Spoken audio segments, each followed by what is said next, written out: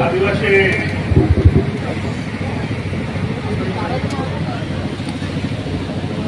बांधवांच्या विविध वाटपाच्या कार्यक्रमाच्या निमित्तानं या ठिकाणी मंचावर उपस्थित असलेले आमच्या भाजपाचे महाराष्ट्राचे आदिवासी विकास मोर्चाचे अध्यक्ष माजी या ठिकाणी मंचावर उपस्थित सन्मान्य माजी आमदार संजय पुरांते, दुसरे आमचे आदिवासी विकास महामंडळाचे संचालक, त्याचबरोबर या ठिकाणी मंचावर उपस्थित आपल्या विभागाचे प्राण, मंचावर उपस्थित आमचे प्रकल्प अधिकारी, त्याचबरोबर या ठिकाणी उपस्थित आपल्या या जिल्ह्याचे एसपी साहेब, मंचावर उपस्थित मान्यवर, या परिसरातून आलेले और जैसे पुराण तो उधर कैमरा घुमाना बस। बऱ्याच दिवसापासून आपल्या भागाचा दौरा करायचा आम्ही ठरवलं होतं। दोनदा दौरा पुढे ढकलला गेला। माझी मनापासून इच्छा होती की आपल्या सर्वांशी चर्चा करावी, आपल्या अडीअडचणी समजून घ्याव्या आणि ज्या अडीअडचणी आहेत ते सोडवण्याचा आपण प्रयत्न करावा, आणि म्हणून मी आज पासून दौरा सुरू केला। जवळजवळ मी विदर्भामध्ये 5 दिवस मी हे दौरे करतोय। आज मी सकाळी कतारगडला जाऊन दर्शन घेतलं आणि दर्शन घेऊन मी आज या ठिकाणी सुरुवात केली आहे। प्रामुख्यानं मी ज्या वेळेला मंत्री झालो दुसऱ्यांदा, त्यावेळेला काही गोष्टी अत्यंत महत्वाच्या मला वाटायला लागल्या, कारण सातत्यानं महाराष्ट्रामध्ये कुपोषणासारखे प्रश्न आहेत। अति दुर्गम भाग आहे, त्या ठिकाणी अधिकारी पोहोचत नाही, कर्मचारी पोहोचत नाही, आणि म्हणून मी काही निर्णय घ्यायचे ठरवले, आणि म्हणून त्या निर्णयाचा भाग म्हणून मी भगवान बिरसा मुंडांच्या नावानं या ठिकाणी आम्ही जोड रस्ते ही योजना मी तयार केली आहे। वास्तविक संजय बोरंजी माझ्याकडे सातत्यानं येत होते, आमच्या बाजूला रस्त्यांचे प्रश्न आहेत। मी संजयजींना जवळजवळ 116 कोटी रुपये आपल्या या विधानसभा क्षेत्रामध्ये रस्त्यासाठी मी मंजूर करून दिलेले आहे। आता तुमचे रस्ते चांगले या ठिकाणी होतील,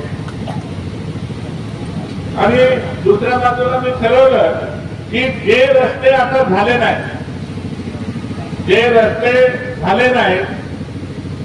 जे नॉन प्लॅन मध्ये रस्ते आहेत किंवा काही नद्यांवर पुलं बाकी आहेत, काही नद्यांच्या किनारी गाव आहे तिथे संरक्षण भिंती बांधायची आहे, किंवा काही ठिकाणी स्मशानभूमी जायला रस्ता नाही आहे, ते सर्व आपण भगवान बिरसा मुंडामध्ये घेणार आहोत। या ठिकाणी मला पत्र दिलं, त्या पत्रामध्ये सुद्धा एका पुलाचं या ठिकाणी कुवादास नाल्यावर पूल बांधायचा अशा पद्धतीचं मला पत्र दिलं। तर हे सर्व जे काही पुलं असतील, रस्ते आहेत, ते सर्व मी एक्झिक्युटिव्ह इंजिनियरला सांगतो, आमचे प्रकल्प अधिकारी आहेत त्यांनाही सांगतो, आणि संजय भाऊलाही सांगतो। यांनी मला मे महिन्यापर्यंत प्रस्ताव करून द्यायचा आहे। तुम्हाला सर्वांना माझी विनंती आहे, तुमच्या गाव, वस्ती, पाडे यांना जायला 12 मासी रस्ते नाही किंवा रस्ताच नाही, तुमच्या शाळेला जायला रस्ता नाही, आश्रमशाळेला जायला रस्ता नाही, पीएचसीला जायला रस्ता नाही, अंगणवाडीला जायला रस्ते नाही, हे सर्व रस्ते मला तुम्ही द्या। तुम्हाला जून महिन्यामध्ये 100% रस्ते मंजूर करून देतो, एकही रस्ता ठेवणार नाही, याची व्यवस्था मी तुम्हाला करून देतो। कारण की एकदा रस्ते झाले, दळणवळण झाले, तुम्हाला कुठेही जाता आलं पाहिजे, कुठल्याही कर्मचाऱ्याला कुठल्याही गाव पाडा वस्तीला जाता आलं पाहिजे आणि म्हणून त्या पद्धतीने आपण करूया. आदरणीय पंतप्रधान साहेबांनी आपल्याला सुरुवातीला पंतप्रधान सडक योजनातून आपल्याला रस्ते दिले. ते रस्ते त्यांनी फक्त आपल्याला 250 लोकसंख्या असलेल्या गावापर्यंत आपल्याला जोडून दिले. परंतु त्याच्यापेक्षा लहान 50 वस्ती आहे, 100 वस्ती आहे, 150 वस्ती आहे, त्यापर्यंत जाण्यासाठी रस्ते नव्हते. मी स्वतः प्रयत्न केला, केंद्रामध्ये जाऊन आपल्याला निधी मिळतो का, पण शेवटी मी हे बिरसा मुंडा ठरवलं, बिरसा मुंडांच्या नावानं आपण हे योजना बनवू आणि या योजनेमुळे तुम्हाला सर्व रस्ते होऊन जातील. कारण एकदा तर रस्ते संपले का बाकीचे विषय संपतील. त्याच्याबरोबर दुसरं, आदरणीय पंतप्रधान नरेंद्र मोदी साहेबांनी आदिवासी बांधवांच्या बऱ्याचशा गावांमध्ये लाईट नाही आणि म्हणून मोदी साहेबांनी प्रत्येक घराला लाईट जोडली ही योजना 2015ला सुरू केली आणि 2019 पर्यंत आपल्या कुठल्याही घराला वीज नाही असं होता कामा नये. बऱ्याचशा ठिकाणी जे अधिकारी होते MSEBचे, विद्युत विभागाचे, त्यांनी व्यवस्थित सर्वे केले नाही आणि त्यामुळे काही घरं सुटून गेली आहे, काही वस्त्या सुटून गेलेल्या आहेत. तसे वस्त्या घरं सुटून गेलेले आम्हाला सांगा. किंवा त्या भागामध्ये लोड जास्त आहे, तुम्हाला 33 kV सबस्टेशनची गरज आहे, ते सर्व आम्ही तुम्हाला उपलब्ध करून देऊ, जेणेकरून तुमच्याकडे लाईट बरोबर येत नाही, तो लाईट व्यवस्थित येईल. तुमचे बाकीचे शेतीचे काही पंप असतील, त्या शेतीची जोडणी बाकी असेल, ते तुम्ही मला सर्व दिले तर मी पुढच्या वर्षी तुम्हाला 100% जोडणी करून देतो, जेणेकरून तुम्हाला याची व्यवस्था व्यवस्थित होऊ शकेल, जेणेकरून रस्त्याचा प्रश्न सुटेल, विजेचा प्रश्न सुटेल आणि मग जल जीवन मिशन आहे. तुमच्याकडे जल जीवन मिशन योजना चालू आहे काय? आहे ना? तर ती जल जीवन मिशन योजना खूप चांगली आहे. आदरणीय मोदी साहेबांनी ठरवलं, शहरामध्ये भगिनी ज्या पद्धतीने आपल्या मोरीपर्यंत न जातो मोरीपर्यंत, त्याच पद्धतीनं खेडेगावात सुद्धा भगिनींच्या घरामध्ये मोरीपर्यंत जायचंय, मोरीपर्यंत पाईपलाईन करायचं आहे आणि मोरीपर्यंत पाईपलाईन करून तुम्हाला मोरीमध्येच पाणी भरता येईल याची व्यवस्था या जल जीवन मिशन मध्ये केलेली आहे. आणि जे काही आपण पाण्याचं टार्गेट ठरवतो आहे, 30 वर्षानंतर जेवढी लोकसंख्या होईल ती लोकसंख्या गृहीत धरून 55 लिटर पर हेड प्रमाणे आपण तुम्हाला पाणी देणार आहे आणि त्या अनुषंगाने जल जीवन मिशन ही योजना प्रभावीपणाने आपण राबवली पाहिजे. कारण की याच्यामध्ये केंद्र सरकार 60% पैसे देत आहे, आदिवासी विकास विभाग महाराष्ट्राचं 40% पैसे देत आहे आणि त्यामुळे या योजनेचा पुरेपूर सर्व आदिवासी बांधव किंवा इतर समाज आहे त्या समाजाने त्याचा लाभ घेतला पाहिजे. आणि अशा पद्धतीने या मूलभूत गरजा असलेल्या गोष्टी तुम्हाला 100% करून देण्याचं काम मी पुढच्या वर्ष संपण्याच्या अगोदर पर्यंत करेन, जेणेकरून तुम्हाला या सर्व सुविधा निश्चितपणाने मिळतील. या ठिकाणी संजू भाऊंनी सांगितलं की आम्हाला जलसिंचनाच्या सुविधा उपलब्ध करून दिल्या पाहिजे आणि त्या अनुषंगानं त्यांनी मला सांगितलं गोवादास म्हणून प्रकल्प आहे. जो गोवादास प्रकल्प असेल किंवा अजून काही प्रकल्प असतील, तुम्ही आम्हाला सांगा, या प्रकल्पांना आपण आदिवासी विकास विभागामधून निधी देऊन पूर्ण करू. कारण की मी येताना बघितलं तुमची शेतीमध्ये माझी इच्छा आहे, पाणी आहे तुमच्याकडे, पाणी उपलब्ध असताना शेतीमध्ये एक पीक घ्यायचं हे बरोबर नाही. तुम्ही 1, 2, 3 पिकं घेतली पाहिजे, म्हणजे जेणेकरून तुमची आर्थिक परिस्थिती सुधारेल. त्या अनुषंगानं आपण या भागामध्ये पाणी असताना आमचा शेतकरी बांधव शेती व्यवस्थित करू शकत नाही, हे दुर्दैव आहे. आणि म्हणून त्याच्यासाठी तुम्हाला उपसा सिंचन योजना करायची असेल किंवा जे काही करावं लागलं ते आपण करू, पण आपल्या भागातील आदिवासी बांधव किंवा इतर समाज आहे त्याला सक्षम करण्याचं, त्याला आर्थिक परिस्थिती सुधारण्याचं काम आपल्याला या पुढच्या काळामध्ये करायचं आहे. आणि म्हणून त्या अनुषंगानं आपल्याला ही सर्व व्यवस्था करण्याच्या दृष्टीने आपण सर्वांनी लक्ष घालण्याची गरज आहे. आणि अशा पद्धतीनं आपल्याला सिंचनाची व्यवस्था करता येईल. कारण आदरणीय मोदी साहेबांनी प्रत्येकाच्या शेतामध्ये आपल्याला ड्रीपच्या पद्धतीनं आपल्याला पाणी देता येऊ शकेल. जिथे ड्रीपने देता येईल तिथे उपसा सिंचन योजनेने देता येईल आणि अशा पद्धतीनं सुविधा मोठ्या प्रमाणामध्ये केलेल्या आहे. आणि त्या अनुषंगानं आपल्याला याचा फायदा घ्यायचा आहे. आपण तो घेण्यासाठी सर्वांनी प्रयत्न केला पाहिजे. या ठिकाणी मी येताना बऱ्याचशा ठिकाणी बघितलं तुमच्याकडे धान होत आहे. आता धान झाल्यानंतर पुढे काय करायचं?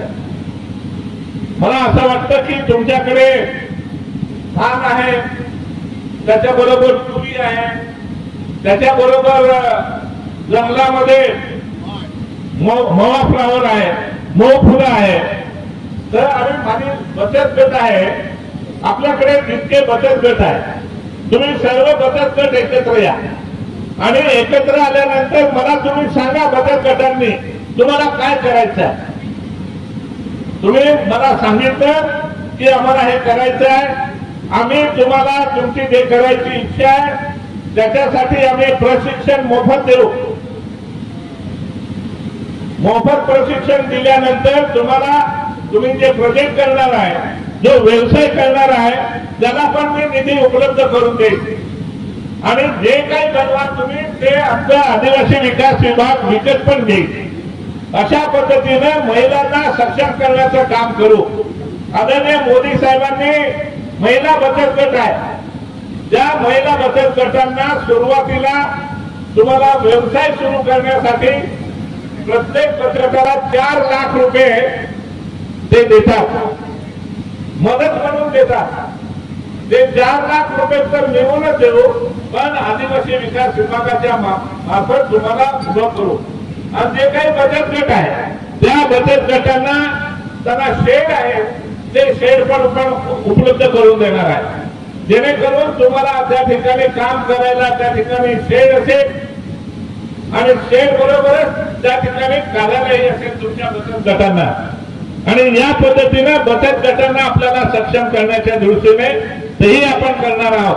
आम्ही शबरी वित्तीय महामंडळ आपलं आदिवासी विकास विभागाचं, त्याच्या माध्यमातून बचत गट असतील, शेतकरी उत्पादक गट असतील किंवा बंधन केंद्र असतील किंवा सोसायटी असतील, त्यांना आम्ही वेगवेगळ्या रूपानं आम्ही निधी द्यायला सुरुवात केली आहे.